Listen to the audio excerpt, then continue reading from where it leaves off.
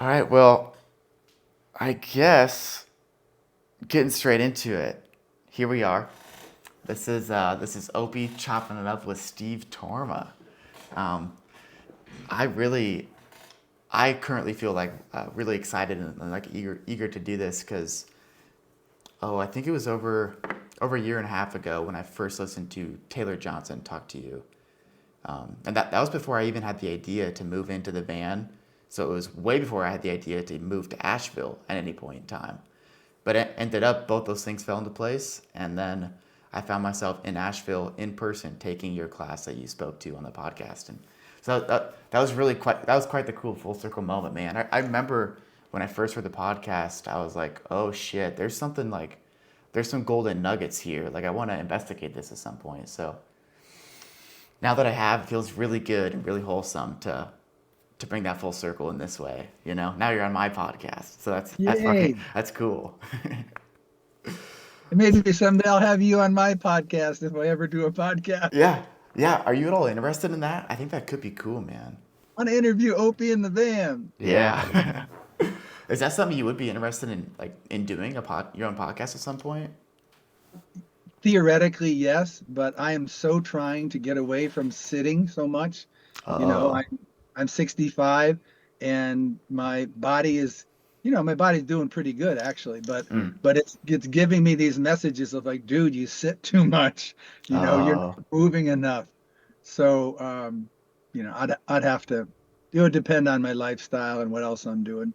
But it right. does sound interesting. Got you. Yeah, man. Yeah, I think podcasts are a great way to like, educate people in the world or kind of plant seeds, right?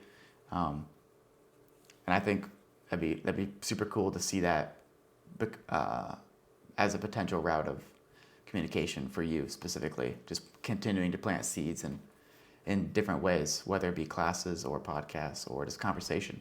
You know. Yeah, Um, mostly my primary focus is on bringing people together physically mm, to do gatherings, whether right. it be classes or compassion camp or whatever. I certainly see the value of Zoom and, online meetings and online workshops and all that, but my heart kind of goes more toward the in-person gatherings. Right. Yeah. There's something like there's something just like foundationally different from interacting with somebody online versus in person, right? Like I think evolution to some extent has programmed us to favor interacting with people in person, because that's just where we can really get a better read on body language or whatever it might be. Um, Yeah. nice, right on. So I'm curious, like, um, you studied philosophy, or I'm sorry, psychology at one point in time?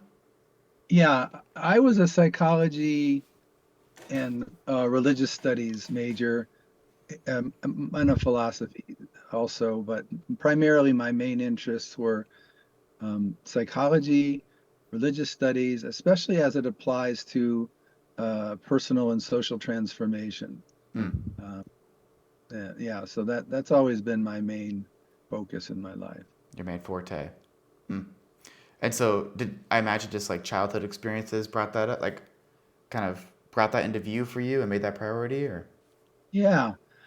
um, well, I would say the moment in my life when I first really realized how fascinated I was with the human mind, so, psychology, was when I was about 15, 16, somewhere in there, I think it was a health class. It was either a health class or religious studies class in high school that the teacher did a class on Maslow's hierarchy of needs. Mm, And I was just like, I was mm, so blown away. Like, what? Somebody's figured this out? mm. And I knew from that moment on, without a shred of doubt, that I was going to go to college and study psychology. Wow. Okay. Never wavered a second. That was so pivotal in my life. Mm, But I would say that before that, my interest in the larger scene of what's happening on the planet, and especially what's happening in our country, it's probably started in 1968 when I was 10 years old. And that was a very pivotal year for many reasons. One, uh, Robert Kennedy was assassinated, and two, Martin Luther King was assassinated. Mm. And of course, there's, the Vietnam War is raging. Soldiers are coming home in body bags. People, students are protesting in the streets. Civil rights is strong. Police dogs are, you know, biting black Mm. people. And like on television, I'm a 10-year-old kid and I'm like, oh my God, Mm. what, Wow. what is all this? And I had two older brothers. I'm the youngest of 11 kids. So I had two older brothers who were conscientious objectors who, for during the Vietnam War, who didn't get conscientious objectors to participating in the war.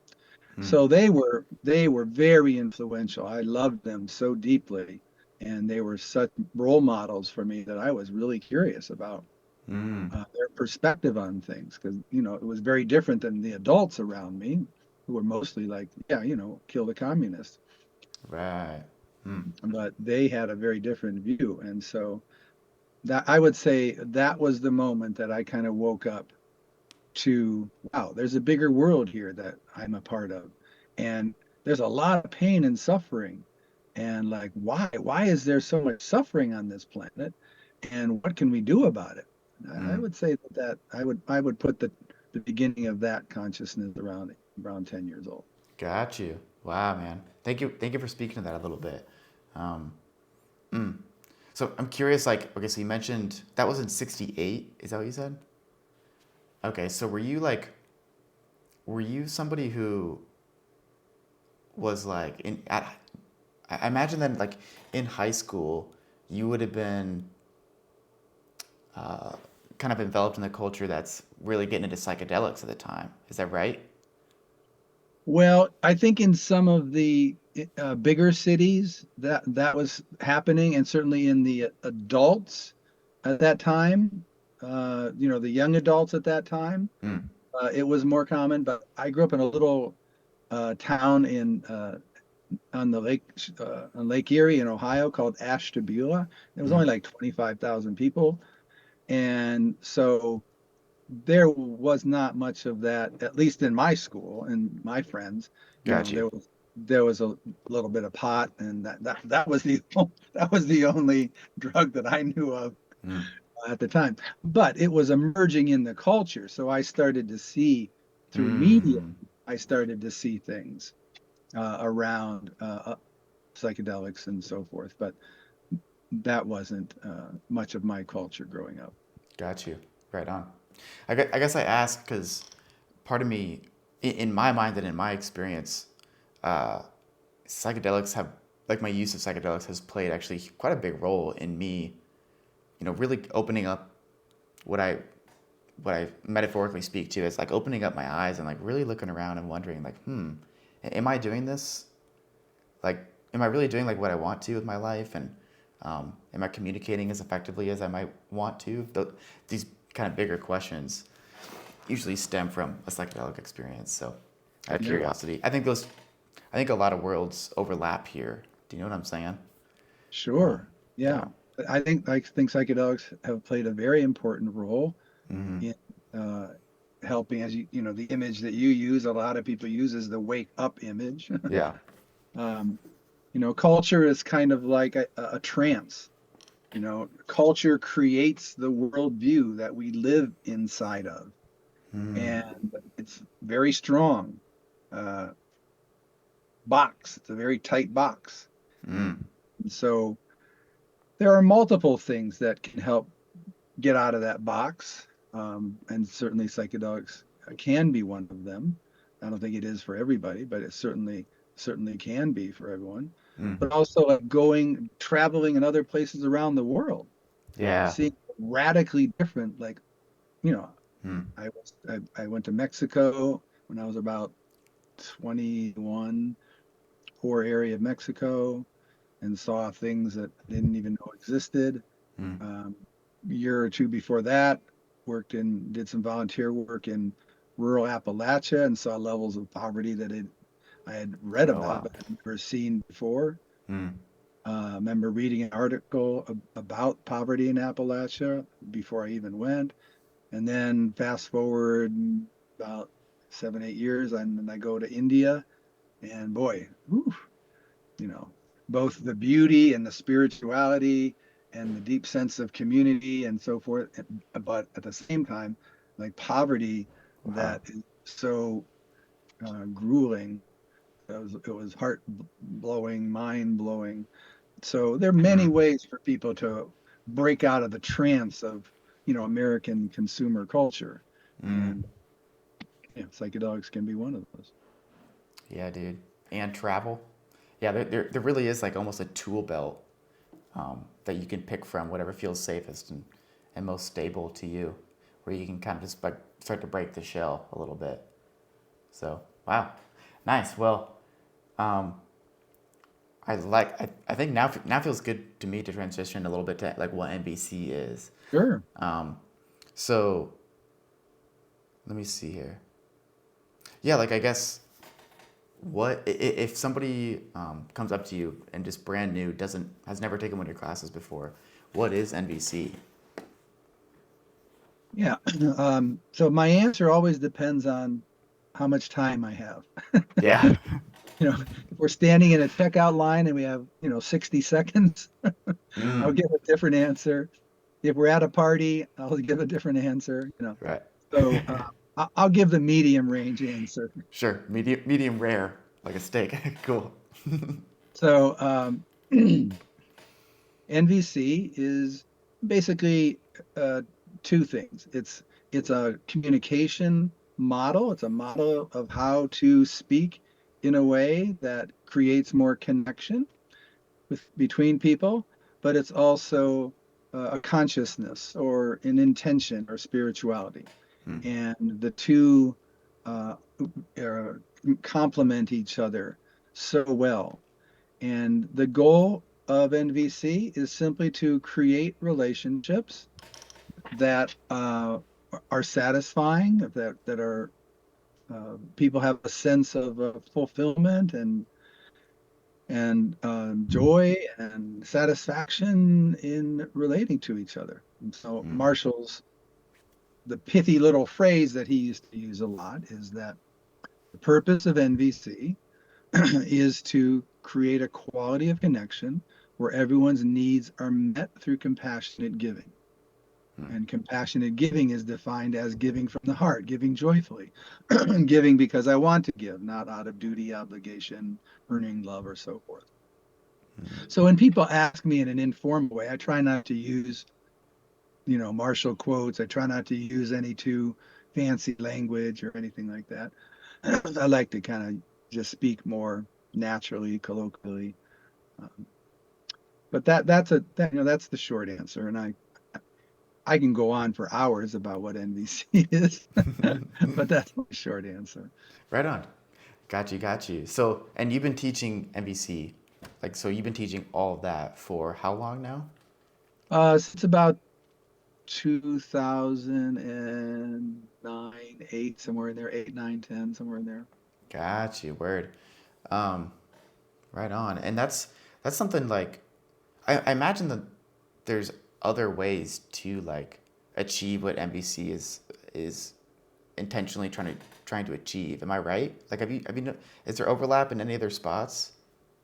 Yeah, Marshall Rosenberg is the man who developed NBC, Mm, and Marshall used to say, "There's nothing new here" when he would talk about NBC.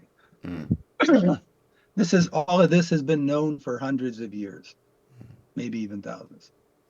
But we live in what's often called a postmodern world, or we live in a psychological world, especially in our culture, much more than we do in a religious or spiritual world. So, you go back 75 years, and most everyone in the US is operates within a religious worldview. mm, Things are defined and understood through the lens of Christianity. like my parents, they had no exposure to psychology. They were born in 1914 and 1917. Their whole world was understood through the lens of Christianity, specifically Mm. Catholicism. But in the last, 50 years, 50 to 60 years, there's been an explosion of awareness of the human mind and how the Mm. human mind works. And so Marshall Rosenberg's gift was to take this wisdom that has been known, in some cases, thousands of years, basically the core of it being love thy neighbor as thyself, right? Which is the golden Mm. rule in Christianity, Right. which is in all world religions. That golden rule, it's just common sense. Mm. Human beings have known this for a long time. If I care about me and my neighbor and we care about each other, things are much better than if we're trying to be selfish and make each other do stuff. Mm. So Marshall took this like spiritual wisdom, this psychological wisdom that had been embodied in these spiritual traditions, and he put it into a modern psychological language. Mm. And that's why it's so powerful. Not that this is new stuff that Marshall made up. There are new ways of saying it for sure Right. that he developed, and that's his great gift to the world, in my opinion, is finding ways to say it to people who aren't embedded in this religious worldview. Mm. Like love thy neighbor as thyself. You are made in the image and likeness of God, and the meek shall inherit the earth. And there's a lot of these, religious ways of seeing things that is not the common way that we see things. So that's why NVC, in my opinion, that's why NVC is so powerful, Mm. is because it speaks to us in the modern way that we see reality, the way that we think about human beings. But there's not, the core of it is not new. Right. Yeah, it is definitely incredibly accessible, I think, in that way. Um, but it definitely makes sense that it's still like the content itself isn't quite new. Like there's, I think for a long time, there's been kind of an undercurrent of NVC, of the content of NVC throughout culture. Compassionate consciousness. Yeah, right. Wow, I love that. So, been teaching since 2000. I'm sorry, 2000 what? Somewhere around, 2009. I can't remember exactly, but it's around 2009, give or take. Got you. Cool. So where all have you taught it at? Well, I first started in my community that I belong to, which is Earth Haven Eco Village. Um, we were at that time, we were about 15 years old. We started in 1994 and started with just a handful of 12 people or so. But by that time, it had grown to, I don't know what the exact number would have been, 40-ish. And there were certain neighborhoods that were starting to develop. And so there was a lot of conflict going on around, different ideas of how we should do things and various other conflicts. And I was noticing, and other people were noticing, that this conflict was really getting in the way of us building the community that we wanted to build. Mm. It got in the way of us cooperating. It sucked a lot of energy out of us. And so myself and a couple of other people who were particularly motivated to um, wanting the community to be more cooperative and productive, we're looking for ways to help us have less conflict and have more cooperation. Mm. And somebody mentioned nonviolent communication and that there was somebody in Asheville who was teaching. And so we hired him to come out and do an 8-week class for just for our neighborhood, which at that time was a group of maybe like 8 or 10 people. And I had been exposed to NVC probably 25 years before that Mm. when I was 25, 1983, but I didn't really have the depth of consciousness to be able to see how powerful it was. It was Oh. it was more just a superficial model of communication. But by that time, that was like 2007, 2008, um, I had been through a lot of other experiences in my life, interpersonally and communally, that allowed me to see more deeply into the structures of relationships and our minds, and how then NVC could help us. So after that class was over, I was totally sold. Mm, I was totally could see that this was a tool that would really help us to be able to get beyond the kind of stuckness that we were in, mm, and proceeded then in the next 15 years to really transform our community. mm. In huge part because of NVC. Absolutely, yes. Hmm. Right on. Wow. So nice. Thank you for speaking to that a little bit. So in have you noticed like it obviously like caught traction for you in those moments, right? Like NBC was creating some kind of friction that attracted you. Did it for everybody else at the time in that who took that class? Do you remember? Um, well, it was more than one class. I, I taught multiple classes for years. In fact, I still am teaching classes at Mm, her, not as much as I was in the early years. But no, it didn't. Not everybody caught on to it. Um, but there were a handful of us who saw the value of it, and we actively were promoting it. mm, And I would offer classes, and but it slowly caught on, over time. I mean, and even to this day, it's not everybody's cup of tea. right. Yeah, that's eventually kind of what I wanted to get to is what is if you're aware of it like worldwide, what is the popularity of MVC looking like? You know?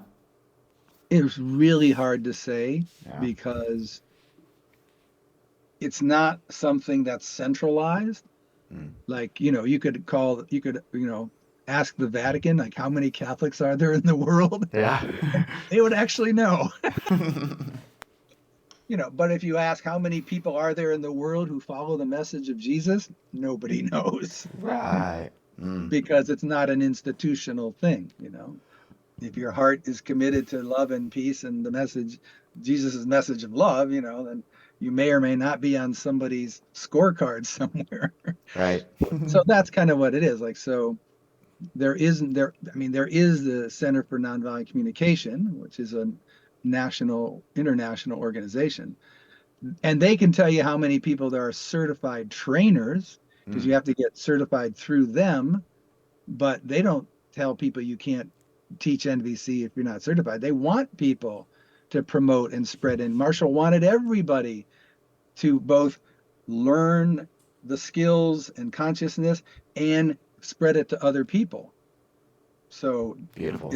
it's not a centralized thing, but they do have requirements for being certified, and so they could tell you how many. Which I know I have no idea how many there are. If I had to guess, 300 certified NVC trainers in the world. Right on. But And are you that's one of just them? that's just a guess. I am not certified, no. Got you. Dude, this reminds me. But let me tell you this, Yeah. because this is a good indicator in my mind. Marshall's book, Nonviolent Communication, A Language of Life, which is in its third edition, according to the publisher, Puddle Dancer Press, they have sold over 5 million copies of that book. Oh, whoa. Okay. Nice. Yeah. So, I mean, Mm. that says something. Absolutely. Hell yeah. And so and there's been, I think in my first class with you, there was somebody from overseas. Is that right? Like you I, have I people. do have I do have occasionally, not often. Got you. I do have people from other countries or overseas. Yeah. Right on. Nice. So it is most definitely worldwide. That's cool. Like we can at least say that. So nice. Absolutely. Mm, Yeah, there are certified trainers. And Marshall himself traveled all over the world. He was doing this for 50 years. mm, Mostly Europe, I would guess, and in terms of the stories that I've heard him tell, uh, they were a lot in Europe. There was some in the Middle East, Hmm. and occasionally in a few other countries. But Right on. Nice, man. Um, so three. So now like getting transitioning more like into like some of the meat of NVC. Um, I just wanted to share like I kind of wanted to maybe stay central in the conversation to three things that have just come up a lot for me lately. Like now having learned NVC over the past 3 or 4 months, right? Um, it's shown up for me in like in a lot of different ways, but three big ones have like really hit home for me, and I just kind of want to like hear your thoughts on them and shit. So first of them, first of all, which I think I put as number one because I think this really, if I'm correct in assuming that I know that I'm on the same page here with what you've talked about before. Uh, this is like the prerequisite to any kind of like self work or I mean, just anything, which is witness consciousness.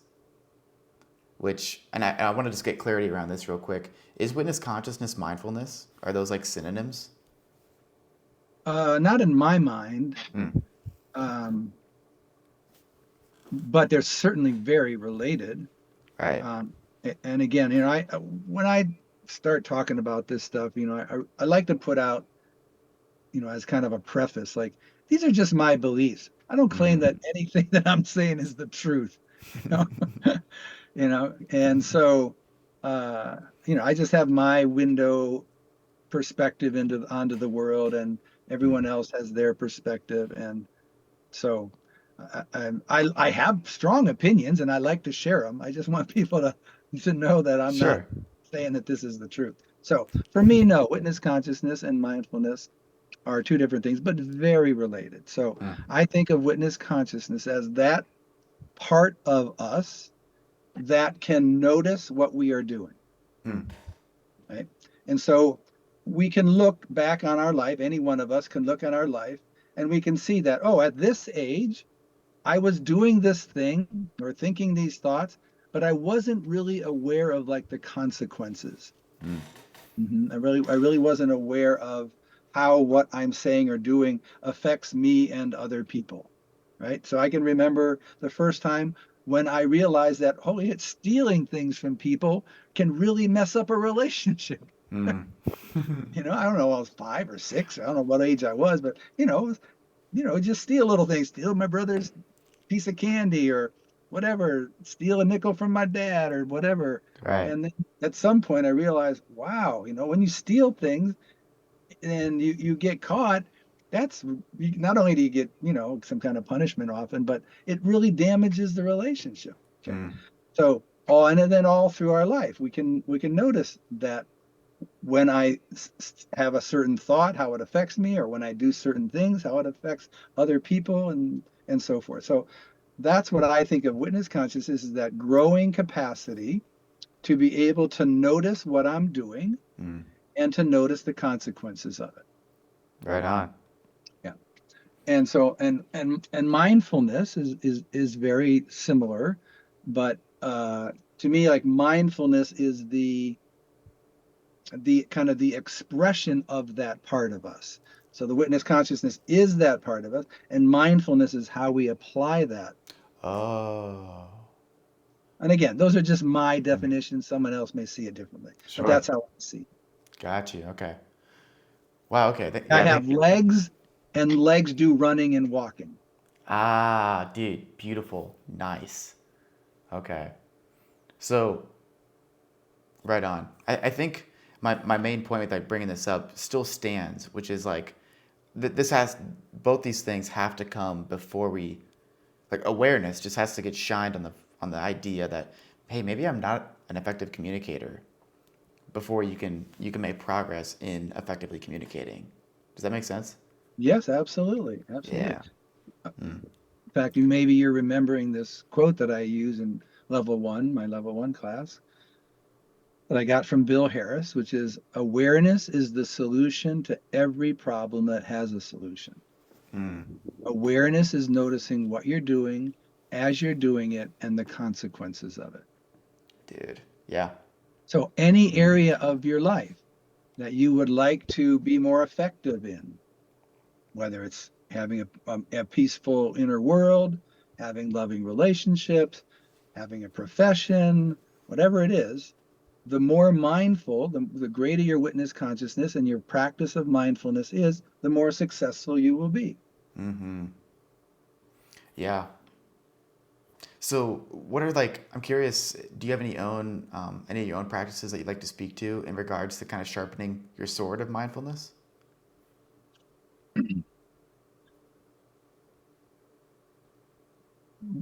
Probably the main one is the core of NVC, which is what am I feeling right now? Mm-hmm. And what is the need that's connected to that feeling?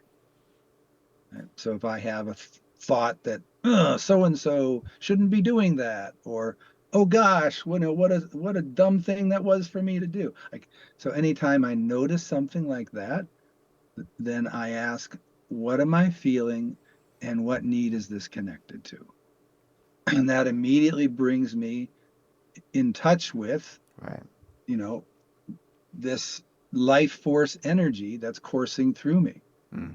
and how to work with that energy, how to work with what's happening inside of me rather than just letting my mind be some kind of dictator, Mm. that's uh, telling me what I should do or what other people should do, rather than what does this life force flowing through me right now, it guiding me to do. Mm. So Right on. I would say that's the main one. The main kind of tool slash practice. Same tool slash practice. Right on. I mean, another one that I use to some degree, but particularly if I'm having an agitated state, Mm. is a bead practice. Mm. um, so it's really interesting to me how, I don't know, maybe not every culture in the world, but so many cultures have beads of some sort.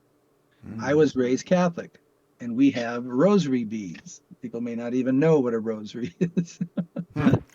but I'll just grab one. Sure. Actually, I have one tattooed on my arm too.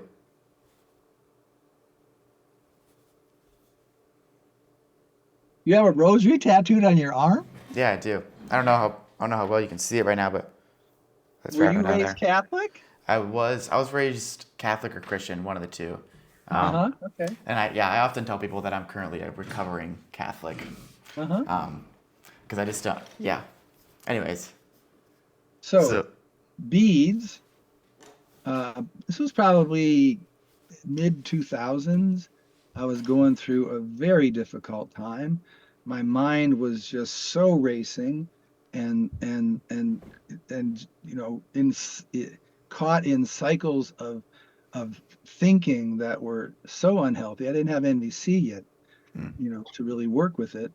Um, but I remembered my dad, when he would get really distressed sometimes, he would he would get out and go for a walk with his rosary.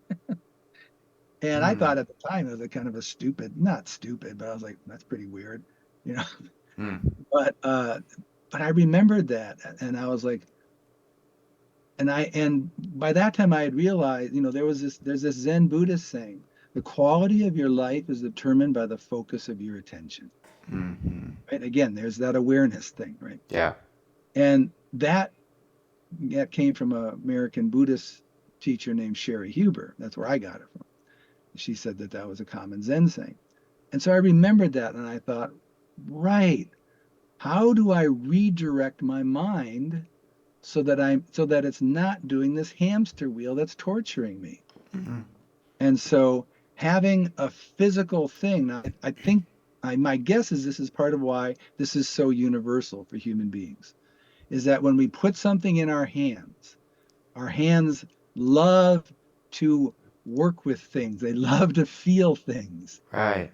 And so when I put the bead in my hand, then it takes the attention away from my mind Mm. and it brings it to something outside of me. Because there's only three things we can pay attention to: things outside of us, our bodily sensations, and our thoughts. Mm-hmm. And our thoughts are where all suffering comes from. Mm. So when I can use something to bring my attention outside of my thoughts that are creating my suffering, then my suffering immediately starts to go down. My agitation and everything immediately starts to go down. And so I do different kinds of things with when I do the beat. Sometimes I actually say some of the prayers that are connected to the rosary because I, still remember them from being a Mm. kid. But sometimes I'll do other things. I'll just, there's a thing called Ho'oponopono.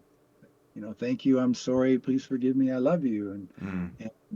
and or various things. And so that's a very practical tool that I love, and it's a very universal thing, to Mm. use.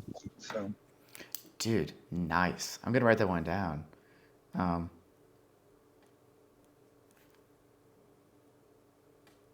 right on. So are you a meditator at all? not in the classic sense of sitting on a meditation stool and all that. Mm. Um, I have used for many years a um, a tool called HoloSync, which is from an organization called Centerpoint Research Institute, which Mm-hmm. was started by this guy who I mentioned, Bill Harris, who has now passed away. But um, and it's based on what's called binaural beat technology, Whoa. um, which, as I understand it from Centerpoint, binaural beat is where they take a sound and they slightly desynchronize it so that it is a little bit off, like millisecond, or I don't know to what degree, but a little bit off. And what they found was that the work that the brain does in order to bring these two sounds back into synchronization creates the same result as deep meditation. Yeah. What? Yeah, that's what the research that Bill Harris and Centerpoint would cite all the time. And Bill worked with hundreds of thousands of people around the world, so he, he was not a fly by night, Mm. quack. He Right. was a he he was not only brilliant in terms of understanding the human mind and all that, but he also knew he marketed HoloSync as a technology that really helped people. So I, and again, I don't do this regularly, but I Mm. will put it on. I will put this on, particularly at night, and as a way to help my brain develop basically witness consciousness. Right. It's Bill would estimate based on his research that using HoloSync uh, multiplies the effect of meditation by a factor of 8. So the benefit that you would get from 8 years of meditation, classic meditation, you would get in 1 year using HoloSync. Whoa. Dude, that is incredibly fascinating to me. I've never heard of that. Um, do you know if Bill Harris is any relation to Sam Harris? Sam Harris is a like. I doubt it. Okay. Do you know who But Sam Harris I is? know the name Sam Harris, Okay. but I'm not remembering what. Yeah, tell me what you remember about Sam Harris. Yeah. So Sam is a neuroscientist, philosopher, and like from my understanding, an incredibly experienced meditator. Um, and he has his own like meditating app that you can get on iPhone and Android. Um, but he's like, it wouldn't shock me in the slightest bit if he's somehow related to this. Maybe Bill Harris is his dad or something, because Sam is like really deeply embedded into the culture of meditation and understanding it and talking about it. Um, so wow, Yeah, if that you want to is learn, anybody wants to learn more, Centerpoint Research, and I think they're in Oregon. But if you just, Bill Harris, Centerpoint Research, HoloSync, probably any of those three would get you there. Right. And so it sounds like correct me if I'm wrong, but the kind of the way like of which that works is like when you listen to these sounds, your mind will automatically synchronize them. Yes, that's And so my understanding. wow. The work that the brain has to do that yields the same benefit as meditation. Okay, right. And I imagine what's going on there is neuroplasticity. Are you familiar with that term? Sure, sure. What the fuck? That is so cool. Okay. Wow, I'm excited. I'm gonna put a star next to that one, man. I'm excited to Hmm. tinker with that. Um, okay. Wow. So So, you were asking about meditation.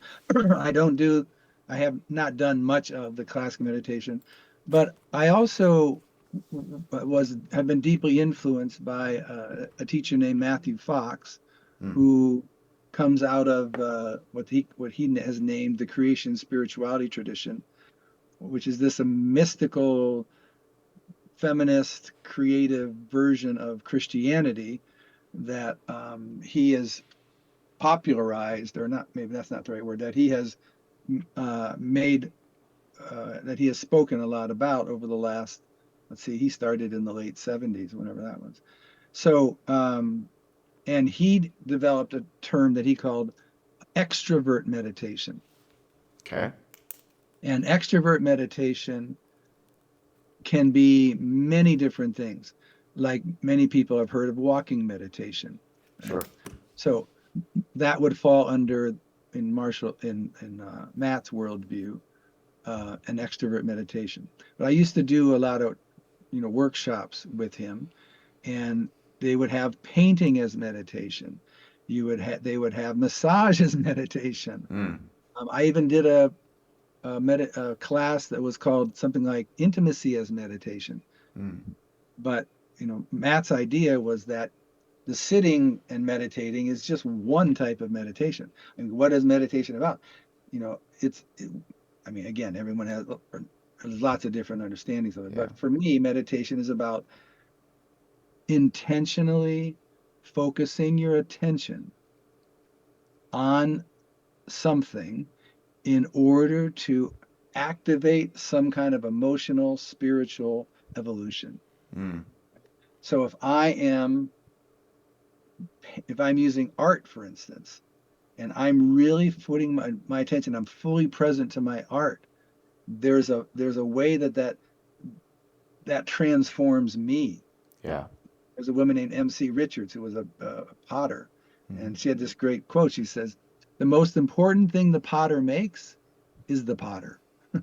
whoa. Hmm, So it's going through life, and and again, this is a very common thing in Thich Nhat Hanh's work, which is on the is that poster it? on the wall Got behind you. me, Nice. where he would say, mindfulness is something that you can do all day long. You Mm, mindfully drink your tea, you mindfully wash the dishes, you mindfully walk to the mailbox, you know, et cetera, et cetera. mm, So extrovert meditation can apply to many, many different things. You could do child rearing as meditation, mm, you know. Uh, yeah. so so I've done more of that kind of consciousness. Like when I'm doing something, I try to really be present to it. Got you. Nice. Well, And very often I don't succeed because, my mind likes to go to all different other kinds of places. But sometimes it does succeed and I can be really present with what mm, I'm doing. yeah, man. And I would even say like you you noticing that your mind is running away and that you have this sense of I'm not succeeding. That is, I think that is to some extent success itself. Because you notice when you're wandered, you notice when you might be struggling to stay focused. That's just all part of that journey, man. You know it. Hmm. Um, mm, nice. Okay, so cool. I'm excited to look into those couple things. The extrovert. Well, on the note of the extrovert meditation, actually, I have been over the past couple of months really tinkering with this quite a bit more, right? Like my meditative, my like dive into meditation started over a year and a half ago, maybe 2 years now. But just in the past couple of months, I've really started to realize that there is no barrier between a formal like sit down practice and then quote unquote normal life. Like it's all just one thing. So now like yeah, when I'm sitting here talking to you or talking to anybody else or eating an orange, I'm I am like to the best of my ability trying to meditate and just be ultra present in that moment. Yes, it's no longer a thing that only happens when I'm sitting down on the meditation pillow, you know? Right. Yeah, That it's goes back to our earlier conversation around witness consciousness and mindfulness. That's that's how it's developed. I believe it's our witness consciousness and our mindfulness is developed more in terms of how we go through our life than how much time we sit on a meditation pillow. right. Yeah. Yeah, like Sam Harris has said this time and time again. He'll just remind you that this, how does he frame it? He'll say like, this is your life. Like when you're on that meditation pillow, that is your life. Just like when you're in the kitchen cooking something up. There's no barrier. There's only one if you make it one. If you make there be one, you know. Which is it's incredibly liberating to recognize that. But nice, man. Okay, so for in regards to different tools that you use to kind of dial into and sharpen your awareness, you mentioned the binaural beats, right? Right. The first, Hollow Sync specifically is the name of the product that Centerpoint created. So Hollow Sync is a type of binaural beat. got you. So you mentioned that, and then at first you actually mentioned the core of NVC, which is like, what am I feeling and needing? Yes. Um, I would say that's my primary emotional spiritual practice. right on. Nice, nice. And then some extrovert meditation sprinkled into there. Yes. Cool, man. Nice. Thank you so much for speaking to that. That provides me a lot of juicy stuff to start chewing on, like some bubble gum. You know what I'm saying? So, so next thing, unless you have any final thoughts or comments, questions, concerns on all that, how do you feel about kind of turning the Yeah, page here? that's great. That's great. Yeah, let's turn the page. Sweet. So the idea of um, when you're communicating with people and trying to be as effective as possible, the importance that I've noticed lately of slowing the fuck down, right? Like, I will never forget, just like this past week, I ran into an instance in which I was intentionally trying to use NVC, right? And I this with this person who I was trying to communicate with, um, I had we had something come up, and it wasn't until a couple hours later where I was like ready to kind of address it and like maybe give her a phone call, you know. And so I made an offner, right, which is what NBC kind of tells us to do. Made an offner for myself, and as I was like kind of sitting on it, almost like a chicken would an egg, just trying to like sit with it, you know. I sent a video of the offner to a different friend of mine who I wasn't having the conflict with. Her name is Stacy. Sent a video to Stacy asking her like what she thinks about it. And I'm so fucking glad I did, dude, because she actually almost kind of took my awareness and shined it on something I hadn't really realized, which is this quote that I have written right here. It says, "Seek to understand, then be understood." And how this tied in for me to the whole scenario that was the conflict that was going on was I was way jumping the gun on buying into the story that I had in my mind. And I wasn't at all like concerned with understanding the other side of this conflict. I was just like empathizing with myself and not really getting at all curious with what the other person was going through. I was ready to address it, or I wasn't. I was like eager to address what I was feeling with her, but not at first get curious and double check my own story around it. Does that make sense? Sure. Very, S- very common. Yeah, dude. So yeah, yeah. Do you have any thoughts on that? Like the whole idea of slowing down? Absolutely, I do. It's um, let me back up just to say when I think about this speed at which we live, I'm really fascinated by evolution, the greatest fascinations of my life, and how our understanding of evolution as it grows, it's reshaping how we understand everything. And so how it's helping us to understand that our psyches and our relationships with each other is incredibly important.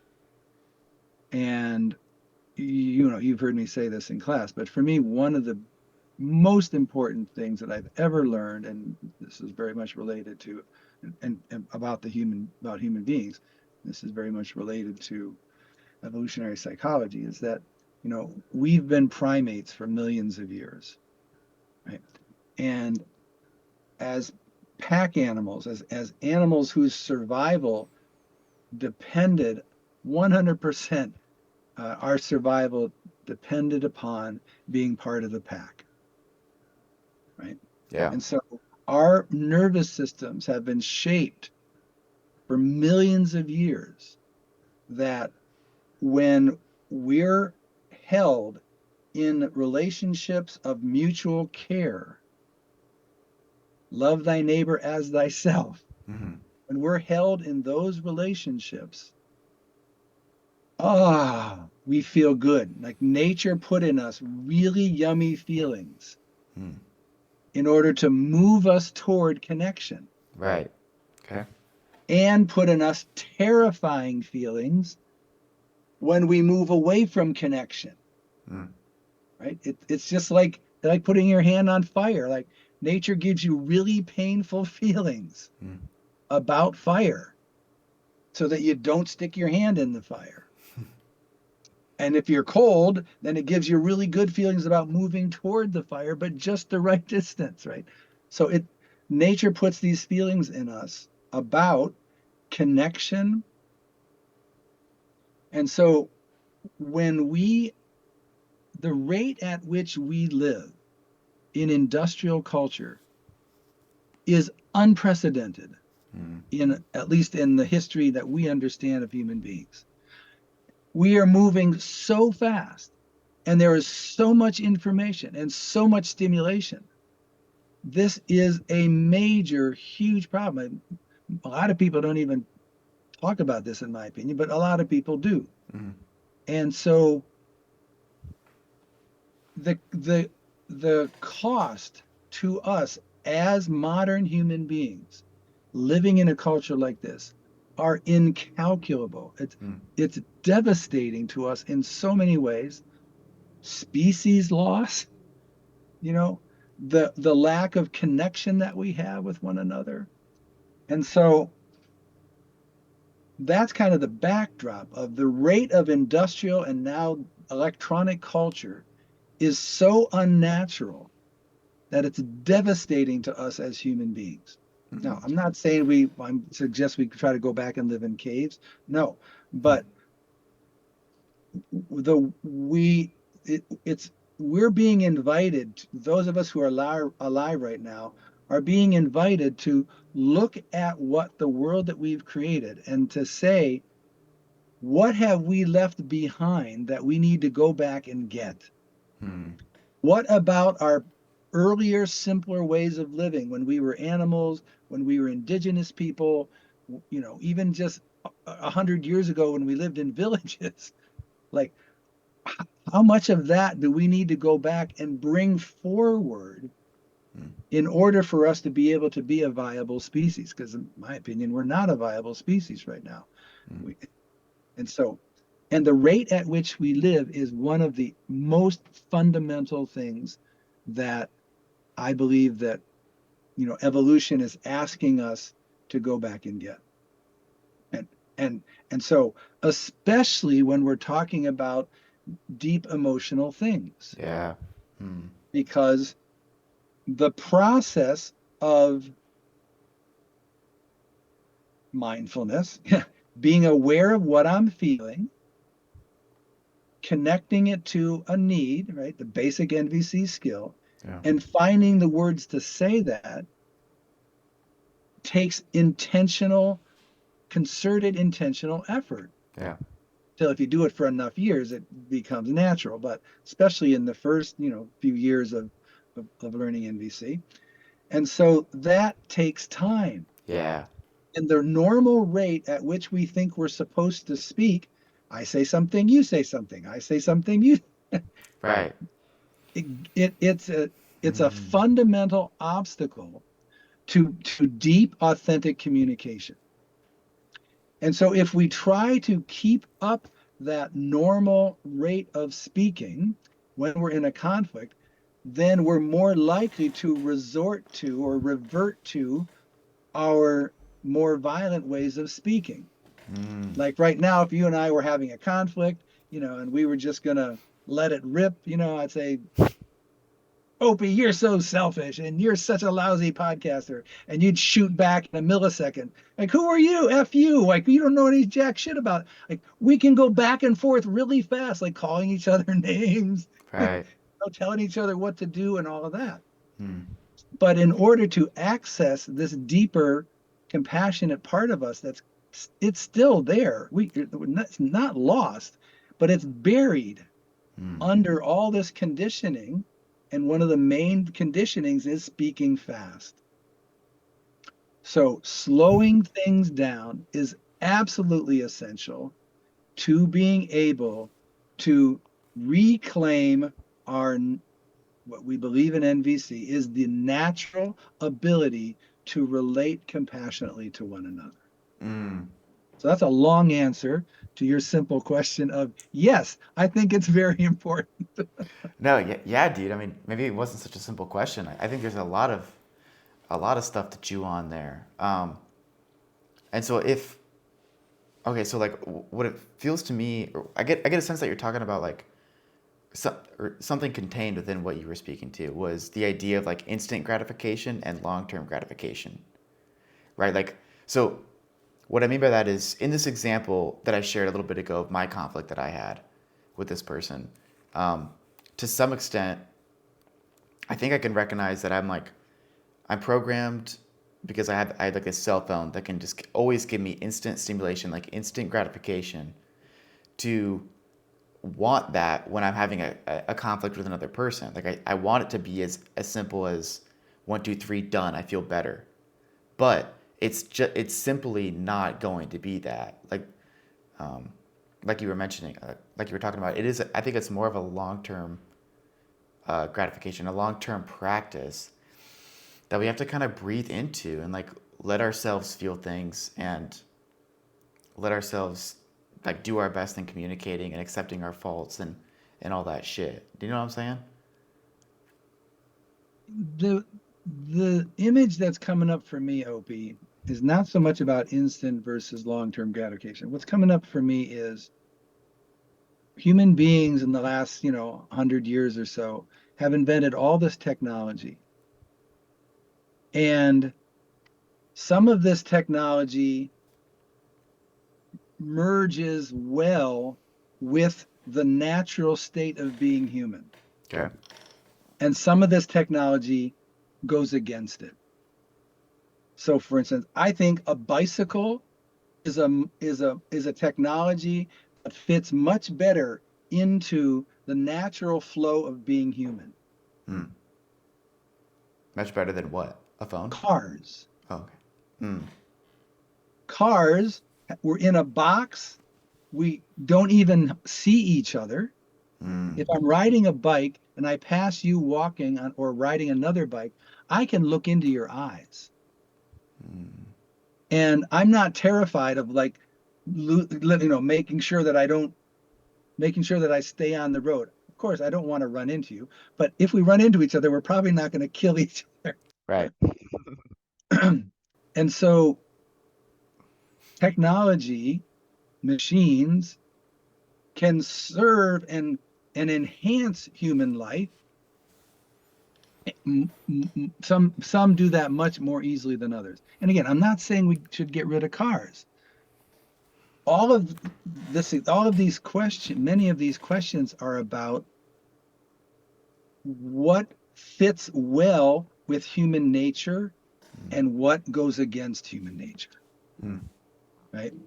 And so the phone and the access to information through Google or whatever gives us, right, this, like you were saying, it gives us this immediate hit, dopamine hit Mm. of like, oh, I got the answer. That's cool.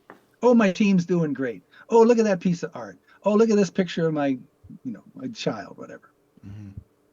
And that's not how human beings work. Mm. We're not machines. Human beings, we've been shaped by millions of years of evolution, and you can't just will that away. Right. That's part of what we're trying to do, as we're so fascinated with machines and the industrial culture and all that. So that's more along the lines of how I see the connection between uh, what you were just saying about your phone and Yeah. wanting to resolve this with your friend and so forth. Mm. Yeah. Yeah, man. Slowing down. Slowing down. Hmm. So what are like is there any tools? I mean, so what within under the umbrella of NVC, what are tools that are a means to slow down?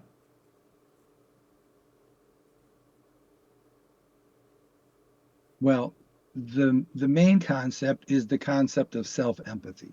Yeah. And self-empathy simply means me putting my attention on my feelings, putting my attention on my body, Mm. notice what I'm feeling, and to be able to connect that to what my needs are. And that practice, by the nature of what it is, slows us down. Mm. By the nature of what it is, it it directs our attention to something that's life serving. Mm. So Marshall had these terms, life serving and life alienating. Mm. And so it directs our attention to doing something that's life serving, whereas so much of our lives are spent in what we would call in NVC life alienating thoughts. What's wrong with me? What's wrong with Opie? What's wrong with the world? What's Mm. wrong? What's wrong? What's wrong? How come I'm so stupid? How come Opie's such a bully? What blah blah blah. Like those are life alienating thoughts. Mm. Now there are needs and feelings and needs beneath all of those, Right. but when I take my attention and I say, what am I feeling right now? I immediately slow my mind down and I'm putting it on what's happening right here, right now, in the present moment with me. Yeah. So I would say that's the core practice Mm. of NVC in terms of creating a more life serving mindset. Scrumptious. Nice. Hmm. Hmm. Okay. So I think I feel good about the whole slowing down thing. You got any other final thoughts on that?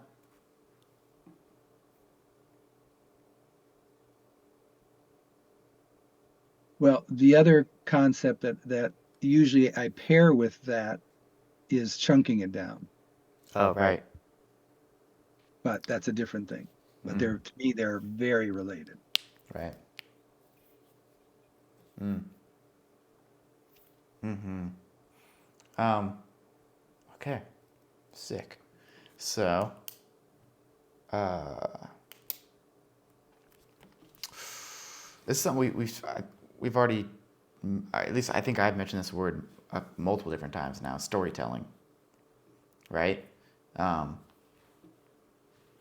this is totally like me growing my awareness around this has really like shifted a lot and has really enabled a lot of like sincere curiosity around other people's other people's experiences of me, which have which has in turn like deepened my relationships. So like what are some NVC ways? Well, I guess you mentioned self empathy. That's already kind of that's potentially a portal at which to notice storytelling, right? Yes. Um, does anything else come to mind there for you? Well, there's a whole deeper aspect to this that I would love to go into Yeah, in terms of understanding ourselves and understanding the human mind. sure. Let's do it. So I had another teacher named Thomas Berry, who was a huge influence on my life. And he had this phrase that he would say that was really profoundly affected me. He said, the human being, or the humans are that being in whom the universe reflects on and celebrates itself in a special mode of self-reflexive consciousness. Okay. So to put that in a different, slightly different way is the universe created us to think about itself. Mm. The earth created us to think about itself. Right. So, the earth was once a ball of molten lava, right? And then it experimented with cells. And then it created, a plant. And then it created, a microorganism. And then it created trees and on and on and on and on. And then for whatever reason, the earth decided to create self-reflexive consciousness. And that's us. That's humans. As far as we know, we have a capacity of self-reflexive consciousness that is different. Doesn't make us better than any of the other species, but we're different in that way. So we are designed to reflect on what's happening. Okay.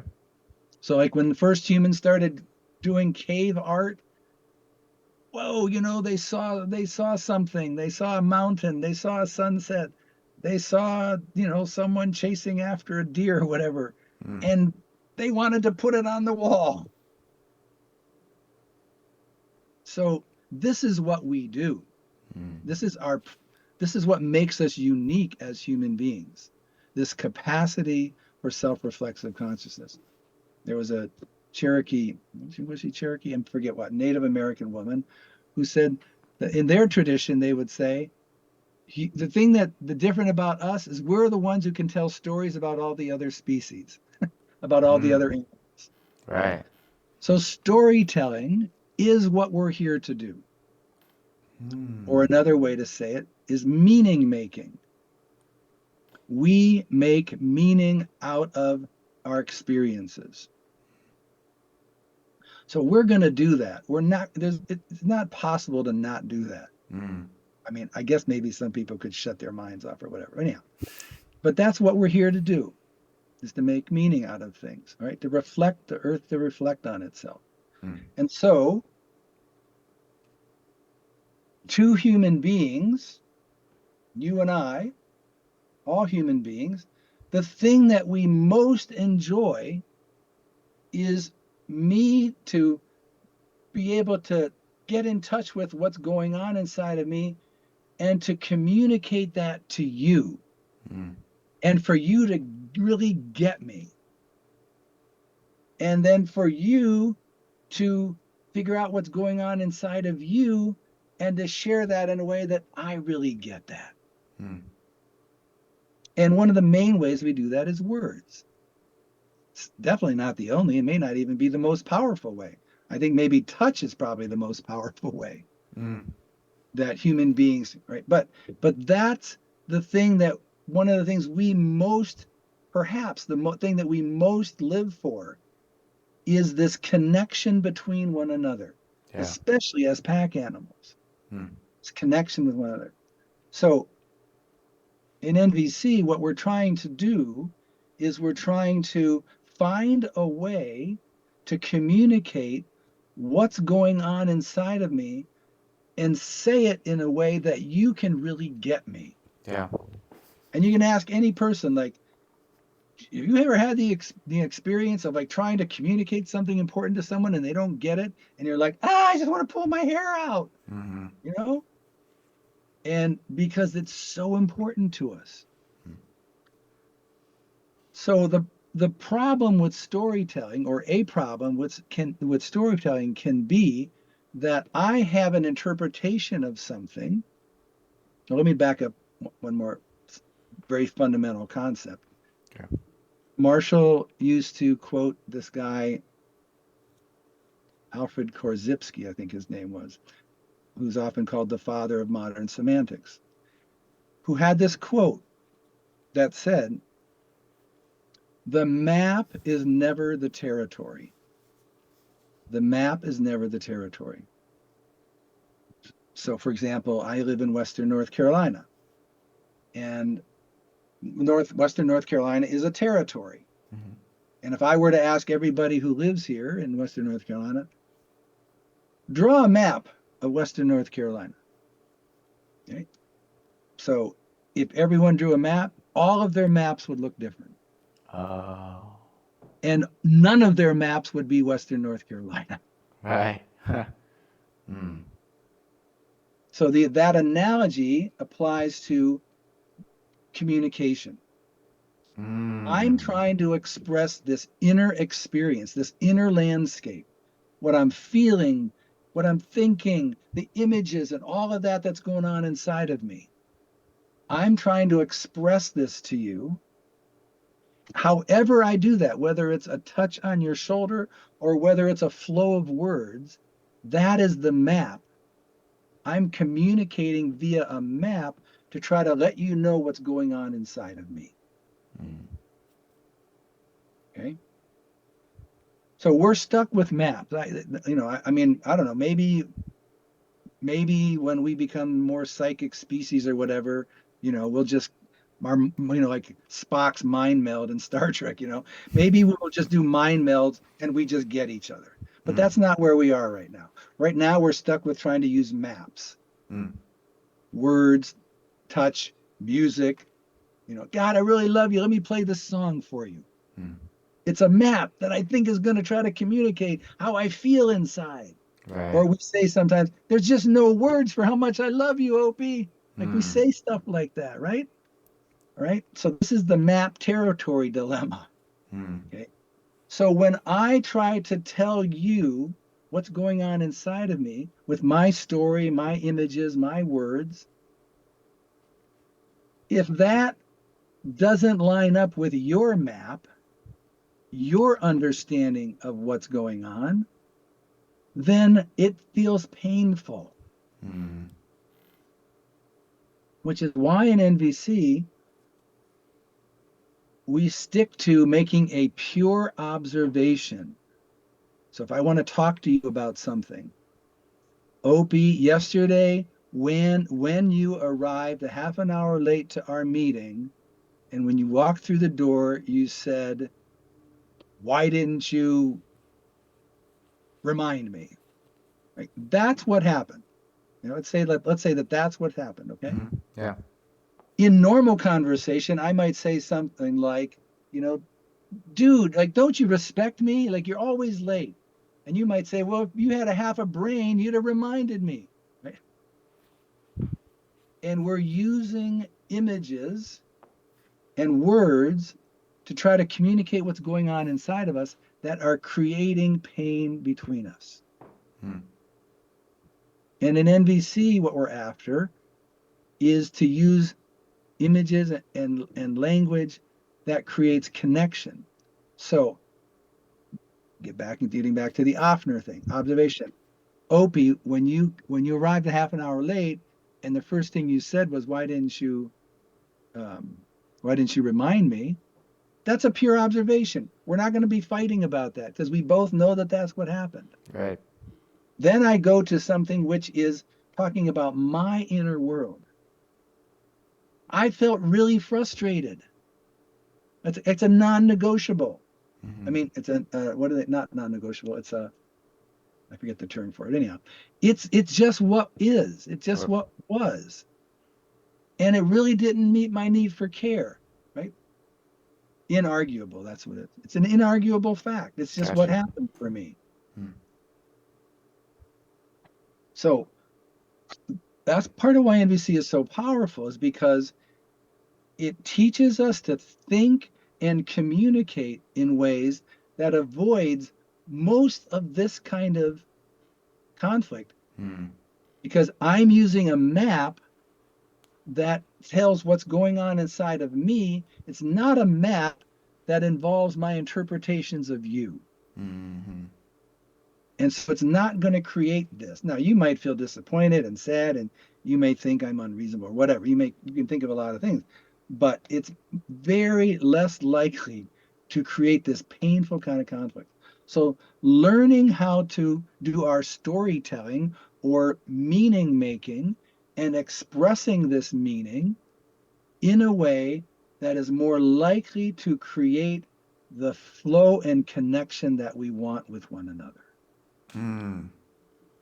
So I took your concept, your question about storytelling, and I tried to really unfold it and then connect it back to NVC. Dude, yeah. That was fucking gorgeous. Thank you for that. Um, wow. That having heard you say that, I feel inspired. Um, and just like overall mega enthusiastic, um, which meets my need for like purpose in life and meaning in life. So thank you for that, man. Nice. Yeah, you're so welcome. Um, It's a great pleasure for me to take these gifts that I've been given from people who have spent their whole lives trying to figure stuff out, and they distill things down to these images, and I get these, and I've gotten these gems over the years, and I now have this basket of stuff yeah. that I want to give to others. Right. But when I can do this, and you say, "Whoa, well, that really, I like that, and I want to do something with it," like that's just gold. That's just so gold Mm. for me. Fuck yeah, man. Fuck yeah. That feels.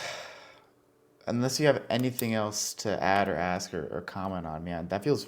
This whole thing feels really good to me right now. Mhm. Um, yeah, I think I to some extent I've had a thought a couple of times here where I'm recognizing we didn't quite go into like the nuts and bolts of NVC, right? We explored these. I think we went like really deep on like three or four things, which I love, and I'll totally accept that. But for those people who like might be listening who want to fuck with the nuts and bolts of NVC and like actually learn Yeah. the nuts and bolts of this thing, where can they go? Well, first of all, I'm happy to spend just like 10 minutes on that, Oh sure, dude. Yeah. and give people directions of where to go. Cool. So, yeah, I'm in. if you want me to do that, I'm happy to. Okay. Let's do it, man. So, summarizing kind of what all we've been saying, rolling it into segueing to here, is basically that NVC is about how to think and how to communicate in a way that optimizes our connection to one another. Love thy neighbor as thyself. How to love thy neighbor as thyself moment to moment. The language that we use in NVC is not love thy neighbor as thyself. The language we use is, it is my intention to care about my needs and your needs equally moment by moment. Not my needs above your needs, not your needs above my needs. Okay? That's what we're after. And to do that with the joy and satisfaction of meeting my own needs as I'm doing that, not out of duty and obligation and should and fear and earning your love and so forth. Mm-hmm. So, what Marshall noticed was that we weren't raised that way. Most of us were not raised that way. We were raised, in fact, for thousands of years, we've been raised in what's called dominator culture. where we learn to get our needs met by the punishment and reward and making people do things and shaming people into doing things and all that. And so he noticed that the people who were living more in the lifestyle of compassionate flow and all that, they thought in certain ways and they spoke in certain ways. And he studied, not he studied world religions, but he also started studying people's lives and people that he knew. And then from that is what he put together the process that we know of as nonviolent communication. So think of a tree with two branches and a trunk. Okay. Okay. Yeah. The trunk is what we call in NVC self-connection or self-empathy. And the two branches are the branch of honesty and the branch of empathy. Honesty simply means telling you, sharing with you what's going on inside of me. The other branch is the branch of empathy, which is being curious and receptive to knowing what's going on inside of you. Mm.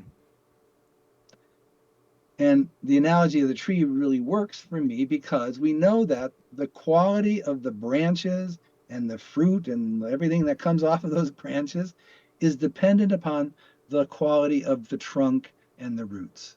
Mm. So self-empathy is a prerequisite for these other two paths. So relating to other people is up here in the branches. Relating to myself is down here in the trunk and the roots. And it has to happen first. So yeah, Self-empathy. it's the foundation of doing this. Mm-hmm. So what Marshall noticed over time, and it took him years to piece all this together, is that everything that I do, anything a human being does, because we're just like everything else in nature, every moment, nature is wanting us to thrive. And this nature wants every tree to thrive, every squirrel to thrive, et cetera, et cetera. It wants every human being to thrive. And so it gives us this, as animals, we're given these bodily sensations, which in NVC we usually just call feelings, to tell us moment by moment whether our needs are being met or not. Mm. Right? So nature gives us these feelings. So when a need is not being met, we feel uncomfortable. When a need is being met, we'll feel good. And so those bodily sensations are to help us to thrive. So that is the fundamental skill that we learn in NVC to start with. What am I feeling? What am I needing? And that's basically what self-empathy is. Yeah. Connection to my feelings and my needs. Okay. Okay. When I'm relating to someone else, I only have two choices. I'm either going to share with them what's going on inside of me, or I'm going to be curious and receptive to what's going on inside of them. Right? Those are my only two choices when I'm relating to somebody else. Mm. And we're both doing that. We're both being honest and curious back and forth. And this is why often you'll see an infinity symbol, this flow of life that happens between human beings. Mm. I use it a lot in my teaching. So how do we maximize this self-understanding, and how do we maximize this communication with others in the words that we use? And that's where Marshall developed the thing you mentioned a long time ago, was OFNER, observation, feeling, need, and request. Mm. So he discovered that following that basic model of observation, feeling, need, request was the most effective way for one person, if they're going to use words, for one person to say to another what's going on for me. Observation, the pure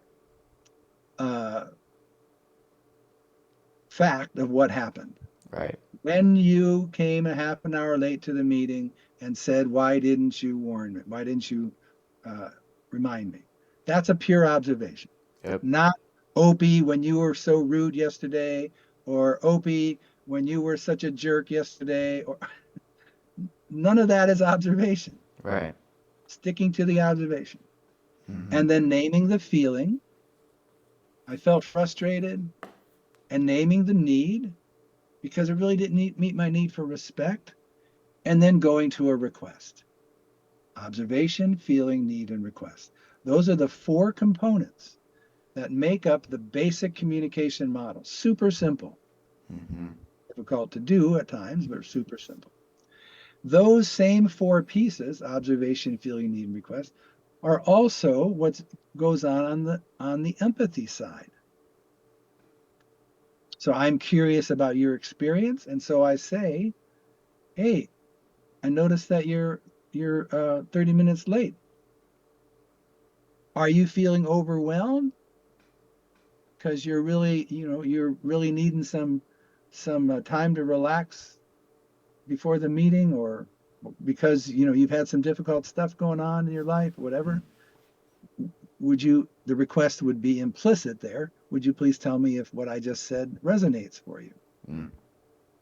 So we use these offners to connect to ourselves. We use this model to communicate to someone else what's going on for us. We use this model to ask someone what's going on for them.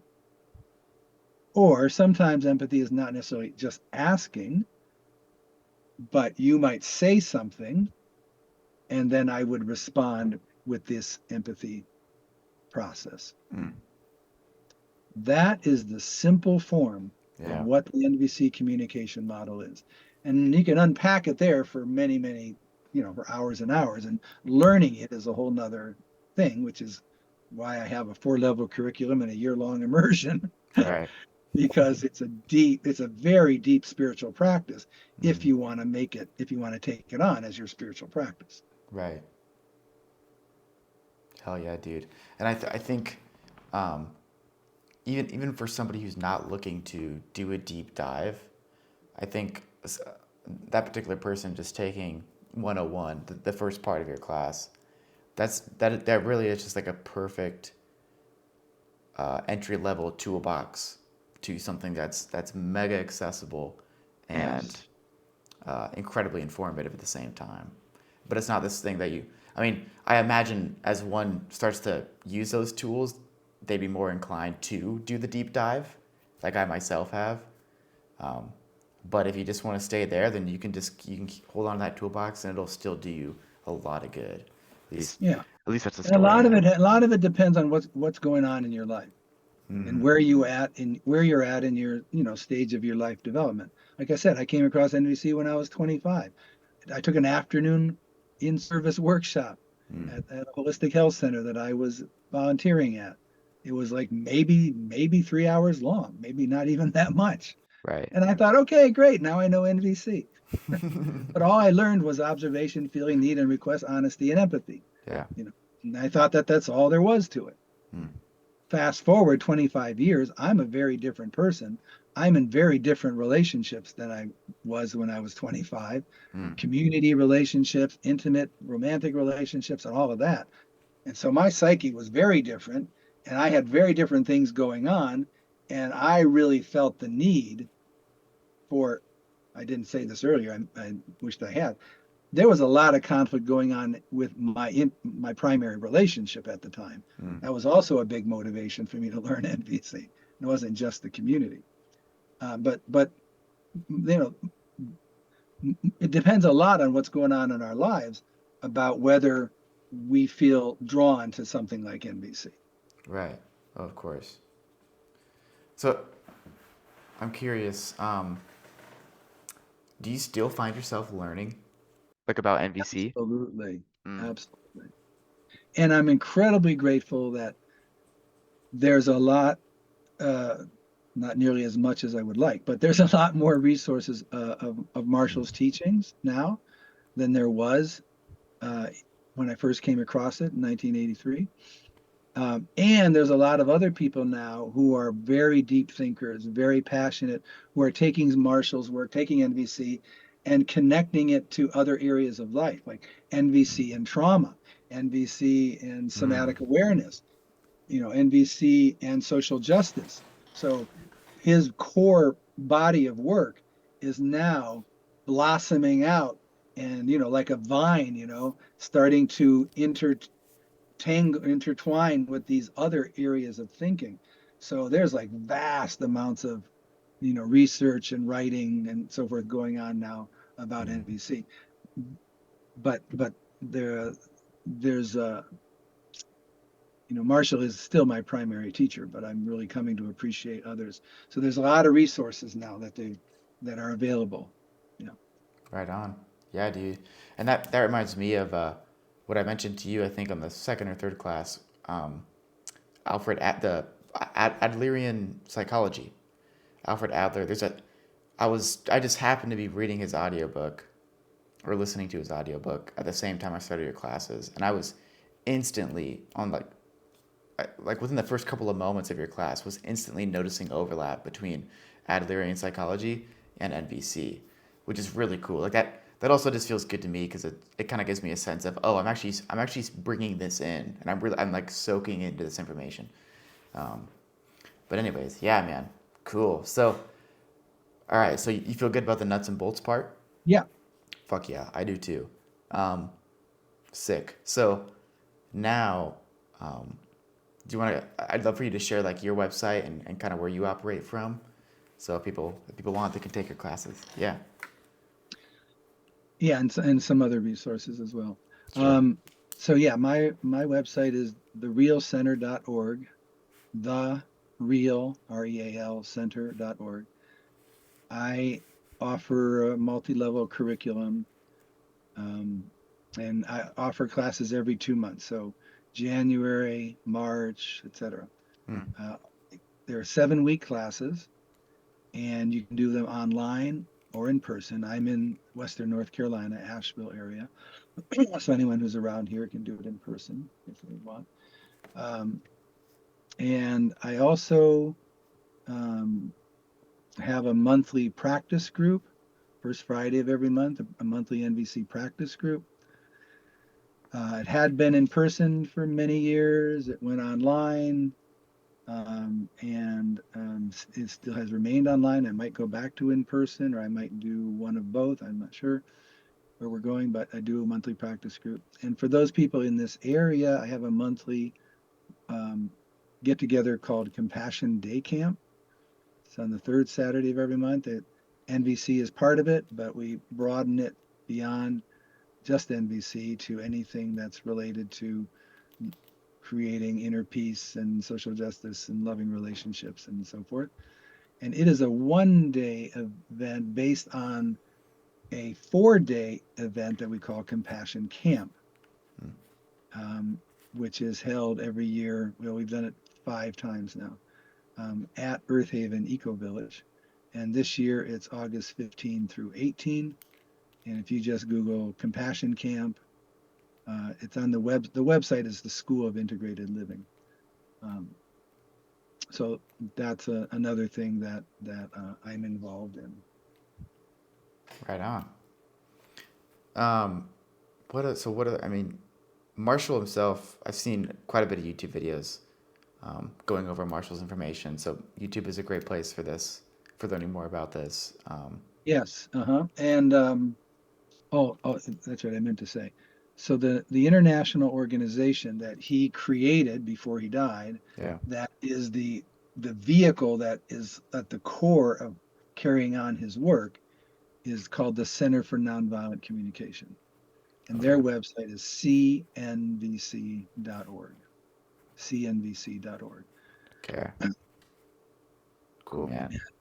The press that publishes his books and other people's books is called Puddle Dancer Press. Hmm. One of my favorite organizations that has a lot of audio and video recordings is NVC Academy. Got you. That's a website you said? That's the name of the organization. Okay. The website might be actually something else, but Okay. NVC Academy, they have thousands of hours of all different kinds of authors and mostly audios and video. Hmm. There is a fabulous year-long course The New York Center for Nonviolent Communication Hmm. does a year long, or maybe it's 9 months now. Anyhow, it's 9 months or a year, and it's really well done. It's a weekly gathering. It's by donation. I'm pretty sure it's still by donation. Hmm. So they really try to make it affordable. Um, Have you taken that one yourself? yes, years ago. Hmm. Wow. It was really good. Um, One of my favorite authors is a woman, besides Marshall, is a woman named Mickey Cashton, Mikashtan, Mickey Cashton. Okay. Fearless Heart is the name of her website, Fearless Heart.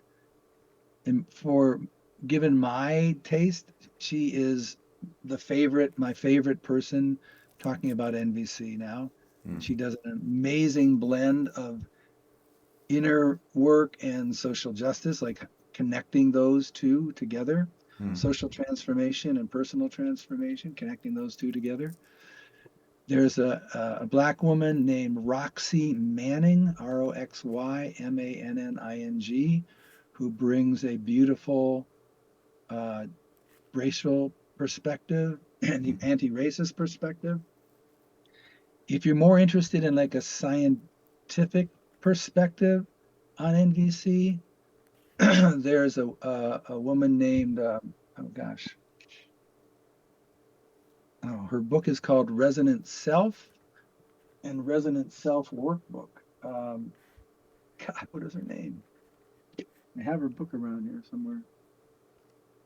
Um, that's okay, man. I'm gonna link all these to the. It'll come to me. Okay. So she does man, I love her work. I don't have much of a science background. So I find her work a little bit hard to really grok, but Hmm. she really tries to simplify it for, folks like me who don't have a science background. Um, uh, so yeah, so if you're interested in like, neuroplasticity and the parts of the brain and how all that works, Hmm. she's golden for that. Right on.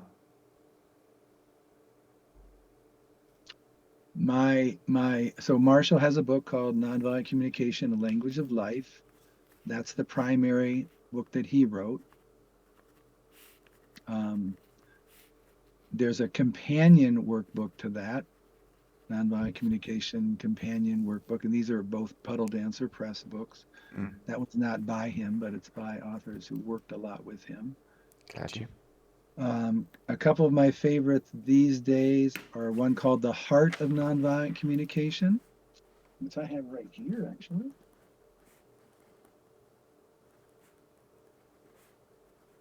If you Oh, really want to geek out about the deep understanding of NVC, the subtitle is 25 Keys to Shift from Separation to Connection. whoa.